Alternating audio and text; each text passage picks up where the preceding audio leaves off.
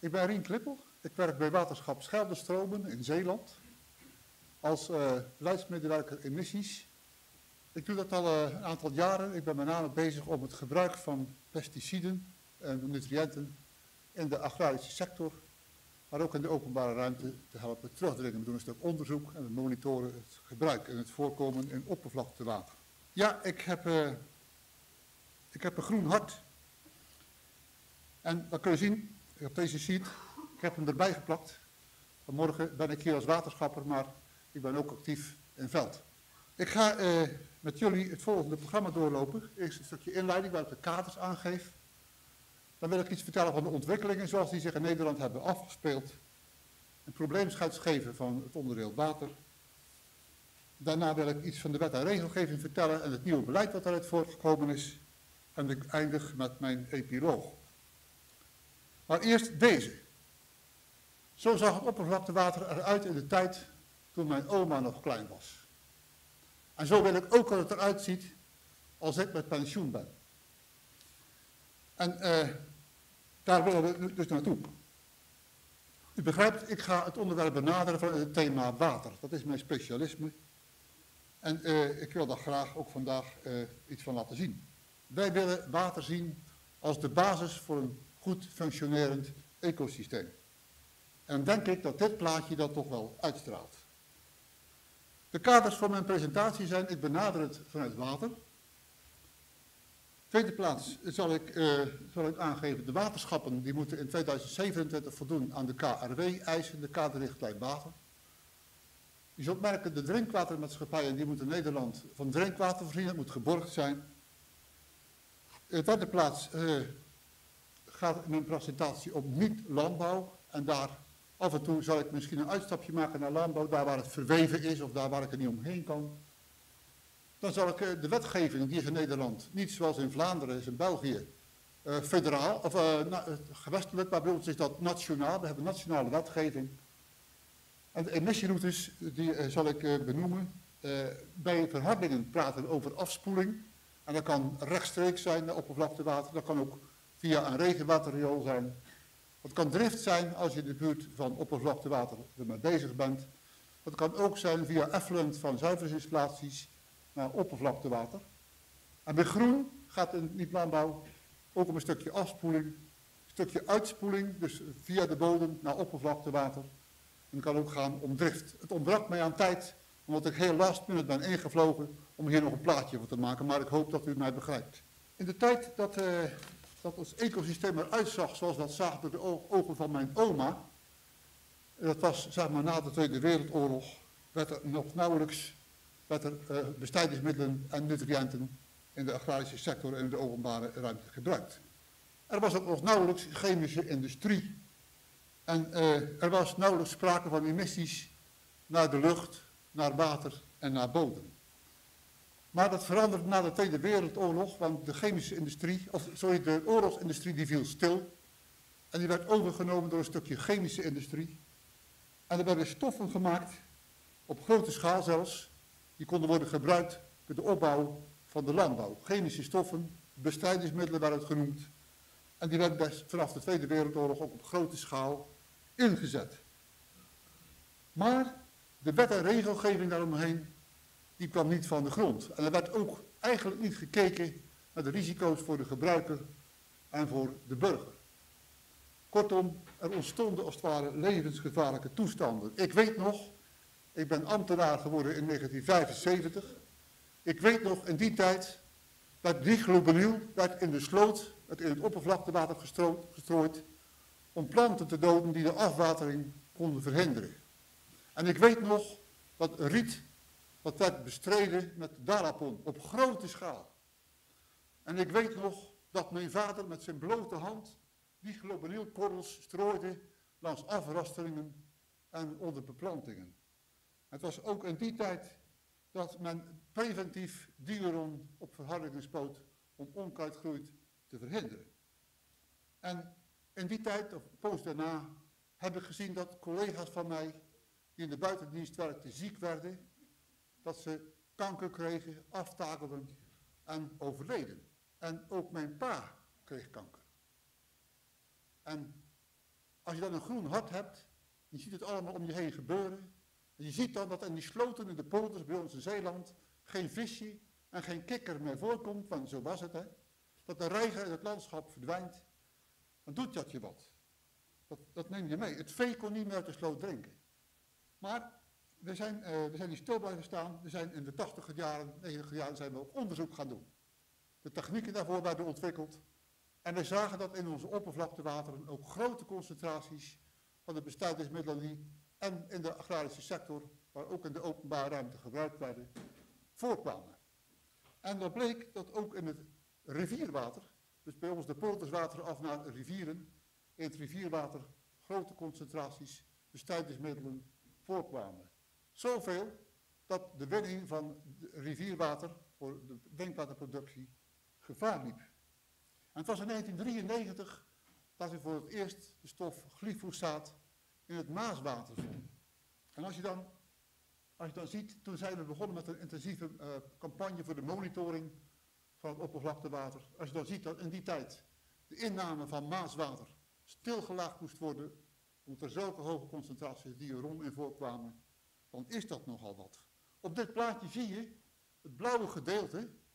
Dat is dat deel van Nederland wat voor drinkwatergebruik en drinkwaterwinning afhankelijk is van rivierwater. Per saldo toch ongeveer zo'n 6 miljoen inwoners in Nederland. En als je dan de drinkwaterwinning in dat gebied in gevaar komt, dan betekent dat nogal wat. En dan zult u zeggen, ah wel, er zijn toch drinkwaterreservoirs, er zijn toch voorraadbekkens, dat is waar. Maar bij een langere periode van droogte en bij een kleine afvoer van de rivieren ontstaat er echt een probleem. In 1996 heeft de politiek dat ingezien. Toen is er voor het eerst over gesproken in de Tweede Kamer dat het gebruik van bestrijdingsmiddelen door overheden in de openbare ruimte moest worden teruggedrongen. Er werd gezegd door de Kamer, ja, maar wij hebben als overheid een voorbeeldfunctie te vervullen.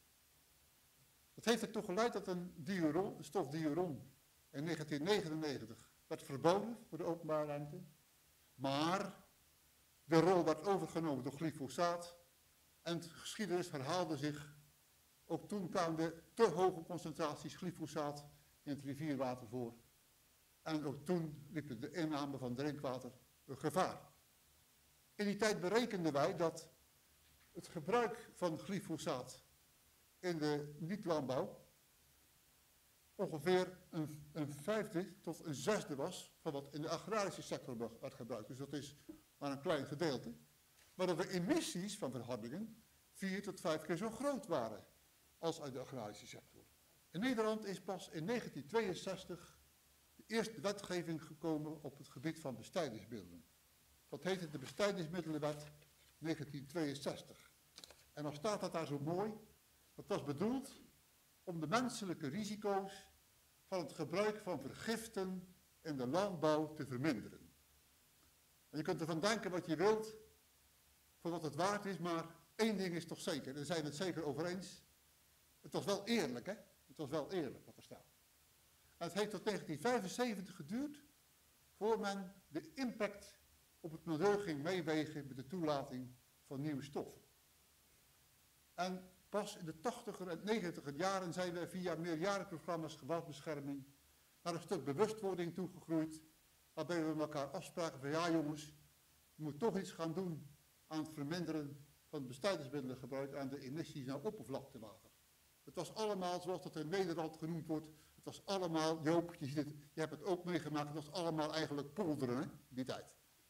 En pas in 2000, toen kwam er echt een stukje wetgeving om de emissies uit de agrarische sector, dus niet van niet-landbouw, uit de agrarische sector terug te dringen, aan te pakken. Dat heette het Lozingenbesluit, Open Teelt en Veehouderij, LOTV. In 2004 hebben we met elkaar een nota duurzame gewasbescherming vastgesteld. Ontstaan door een stukje overleg, convenant, met verschillende partijen, waar ook de milieuorganisaties aanvankelijk bij zaten, maar waar de agrarische sector bij zat, de overheden, de gemeenten.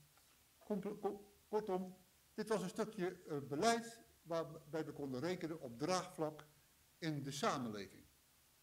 In die tijd zagen ook Nefito. Nefito is het Nederlandse Fytofar, wat in Vlaanderen Fytofar heet in België. Maar ook Agronis, de koepel van handelaren, de landbouworganisaties, die zagen in dat het tijd was om actie te nemen. En toen de nota duurzame gewasbescherming, die besloot de beleidsperiode 2003-2014, die gaf duidelijke richtlijnen, gaf duidelijke kaders aan voor de komende jaren, waarbij afgesproken werd in 2010 hebben wij geen overschrijdingen meer van de milieubelasting, de milieukwaliteitsnorm. En de reductie van de milieubelasting is 95% ten opzichte van 1998. En de doelstelling voor drinkwater, dus oppervlaktewater wat bedoeld is om drinkwater te winnen, was dat er in 2010 het aantal knelpunten in oppervlaktewater met 95% moest zijn teruggedrongen. We zijn stevig aan de slag gegaan, zeker en vast, zeggen jullie in Vlaanderen. Hebben er veel aan gedaan. Maar toch, in 2012 gingen wij het beleid evalueren. En toen bleek toch dat we weliswaar veel bereikt hadden, maar dat we de doelstellingen niet hadden gehaald. Ergo, er was aanvullend beleid nodig. En daarvoor zijn we aan de slag gegaan met het opstellen van de tweede nota duurzame gewasbescherming. Die tweede nota, de kaders daarvoor, die heb ik hier aangegeven. Dat was de EDG, de evaluatie duurzame gewasbescherming. Dus wat hebben we bereikt en wat is er nog nodig? Dat was 1. De tweede was er een motie Grashof. Kamerlid Grashof, die had de Kamer uit laten spreken, om het zo maar eens een beetje onerbiedig te zeggen, dat er een verbod moest komen van glyfosaat op verhardingen. De Kamer had dat in meerderheid aangenomen. En daarnaast was er, wat al genoemd is, Martijn heeft hem ook genoemd, de EG-richtlijn duurzaam gebruik pesticiden, die ook kader vormde voor ons nieuwe beleid. Want de lidstaten zijn verplicht om die richtlijn over te nemen in nationale wetgeving. Dat heeft geleid tot de tweede nota duurzame gewasbescherming. Die nota is opgepakt in samenwerking met een aantal actoren uit de sector. En ik kan u vertellen, dat was een zware discussie. Ik heb soms het genoegen tussen aanhalingstekens gehad, om namens de Unie van Waterschappen mee te denken, mee te werken aan het onderdeel niet-landbouw. En het was niet alleen waterkwaliteit waar we het over hadden met elkaar, maar het was ook biodiversiteit. Het was ook voedselveiligheid. Het was ook arbeidsveiligheid. Maar het ging ook om een stukje financiën. De landbouw moet wel exploitabel blijven. Kortom, een heleboel factoren die van invloed waren om het nieuwe beleid tot stand te krijgen. En zoals dat zo vaak gebeurt, naarmate de discussie zich voortsleepte, gaat de politiek zich daarmee bemoeien. En dan krijgt dat natuurlijk toch een stukje politieke lading, zoiets. Maar goed, we hebben met elkaar iets geproduceerd. En in maart 2014 heeft onze Tweede Kamer, ons parlement, heeft een besluit genomen. Een besluit wat ik straks zal toelichten. Dat besluit, dan moet de staatssecretaris, de STAS staat hier, de staatssecretaris, noemen we dat onerbiedig, die moet dat beleid wat de Kamer vastgesteld heeft, vertalen naar concrete wetgeving en concrete regels in het activiteitenbesluit, in het besluit gewasbescherming en biociden. De rode draad in het geheel, dat is geïntegreerde gewasbescherming, APM. Dat is de rode draad in het geheel. De doelstellingen voor de tweede nota, ik heb ze voor u op papier gezet. In 2018 moet er een afname plaatsgevonden hebben van het aantal overschrijdingen van de milieubelastingnorm ten opzichte van 2013 van 50% voor oppervlaktewateren. En in 2023 moet dat zijn 90%. Daarnaast zijn er concrete doelstellingen voor oppervlaktewater dat wij gebruiken voor drinkwaterbereiding. Daar moet in 2018 sprake zijn van een afname van de overschrijding van de drinkwaternorm in oppervlaktewater wat bestemd is voor drinkwaterbereiding van 50% en in 2023 van 95%. Dus we hebben concrete doelstellingen met elkaar afgesproken. Daar gaan we met elkaar voor aan de slag. We kijken nu naar het beleid voor de openbare ruimte. Ik heb dat in een sheet gezet. Zo is het vorig jaar in maart is het vastgesteld. Je ziet, het komt neer in grote lijnen op twee sporen. een spoor voor professioneel gebruik en een spoor voor particulier gebruik. Er is besloten om per 1 november 2015 een algeheel verbod in te stellen voor het gebruik van chemische middelen op verhardingen. En voor de particulier en voor de overheid. Voor professioneel gebruik. En voor overige terreinen, dus alles wat geen verhardingen is het de bedoeling dat bij het professioneel gebruik per 1 november 2017 er geen chemische middelen meer worden gebruikt. En dan komen particulieren. Bij particulieren is dat in de tuin, zeg maar. Hè, is het de bedoeling dat de risico's worden geminimaliseerd en dat de omvang van het gebruik wordt afgebouwd. Als laatste vind ik persoonlijk erg soft. Ik denk dat het moeilijk handhaafbaar is, maar het schijnt in verband met Europese regelgeving niet anders te kunnen. Heeft men mij verteld. Maar goed, de inzet die is denk ik wat duidelijk. We steken vanwege volksgezondheid en milieu steken wij in op het afbouwen van het gebruik van chemische middelen op verhardingen en in openbaar groen, dus in alles wat niet landbouw is, en op het kiezen voor een niet-chemisch alternatief. Dus je zou kunnen zeggen, er is sprake van een beleid, nee, tenzij. Inmiddels is de datum voor de invoering van het verbod op verhardingen iets opgeschoven. Dat is 2 maanden doorgeschoven. Het wordt begin 2016, maar in die zin, voor het nieuwe seizoen 2016 is er dat verbod. Daar zie je staan dat er een aantal aantekeningen bij gemaakt. Er zijn een aantal uitzonderingen. Het is wel zo dat, ondanks dat die procedure iets doorgeschoven is, dat er een concept gepubliceerd is van het besluit, tot wijzigingsbesluit voor het gewasbescherming en biocide. Dat is inmiddels in de inspraak geweest. We hebben daar ook van de Unie van Waterschappen op gereageerd. En dat is, dit moment ligt dat bij de Tweede Kamer. Wij verwachten binnenkort daar een Kameruitspraak over. Dan de uitwerking daarvan, die vindt binnenkort plaats in de ministeriële regeling. Daar zijn we namens de Unie van Waterschappen ook bij betrokken. Die is opgeknipt in 2 delen. Het eerste gedeelte voor verhardingen, dat wordt volgend jaar van kracht. En het tweede gedeelte voor overige terreinen, dat wordt in november 2017 van kracht. Wat verhardingen betreft, komt er een uitzonderingsbepaling voor veiligheidsaspecten.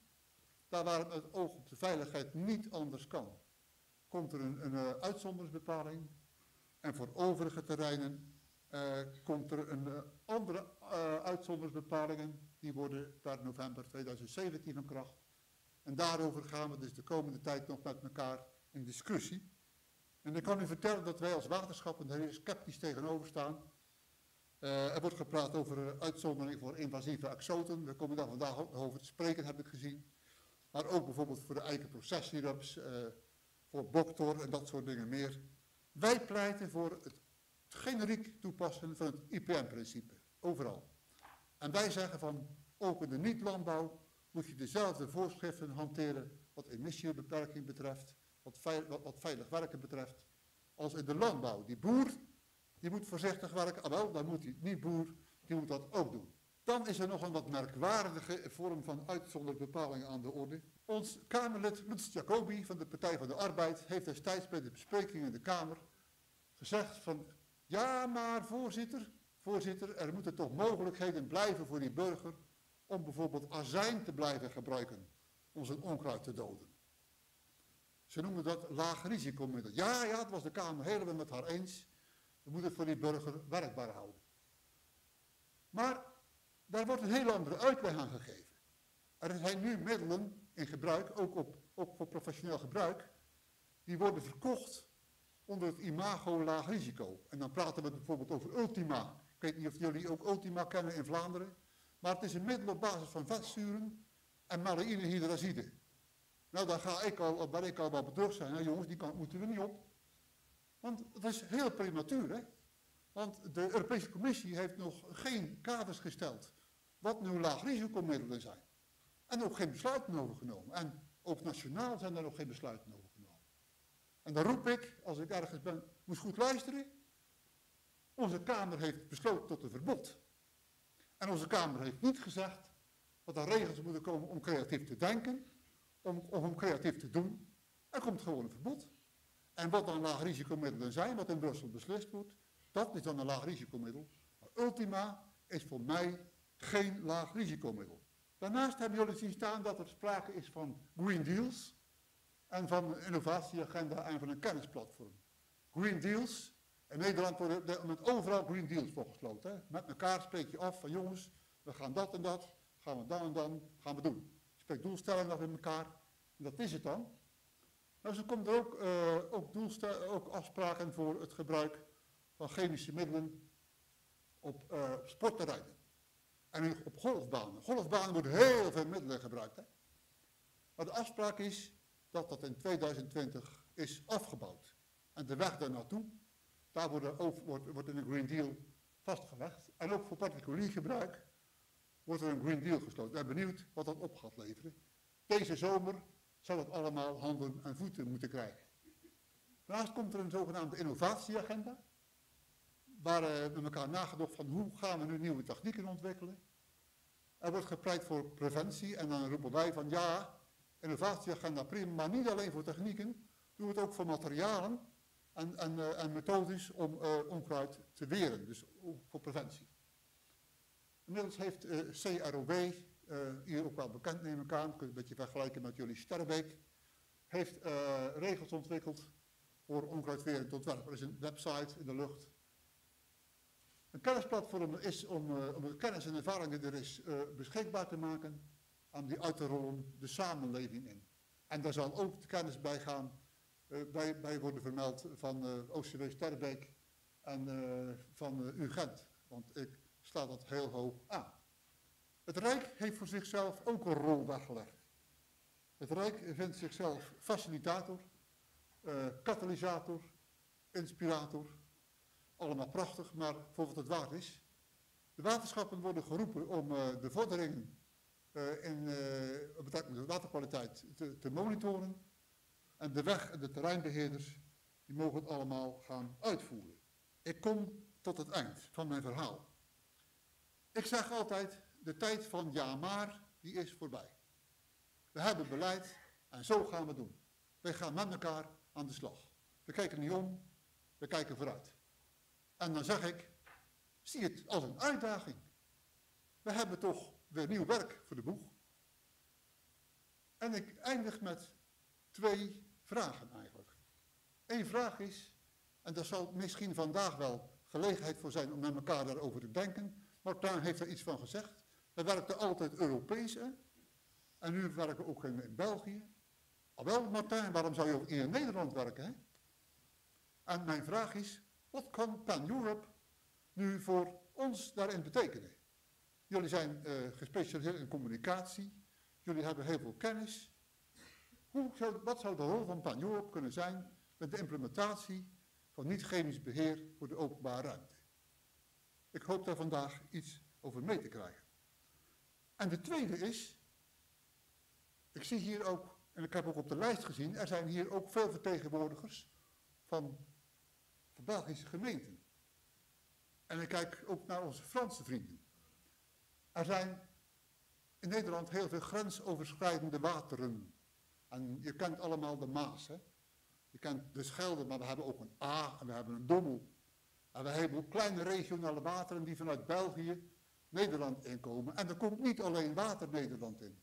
Dat water, dat bevat ook heel veel pesticiden. En dat is echt een probleem. Ik heb dat geschetst, hè?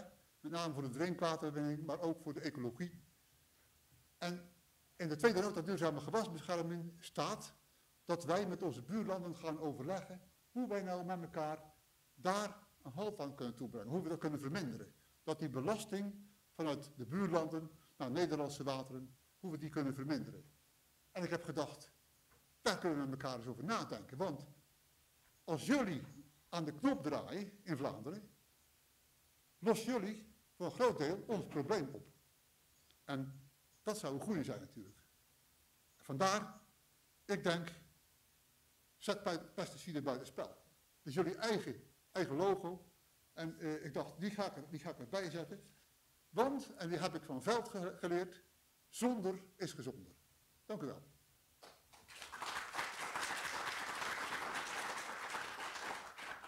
Dankjewel, Rien.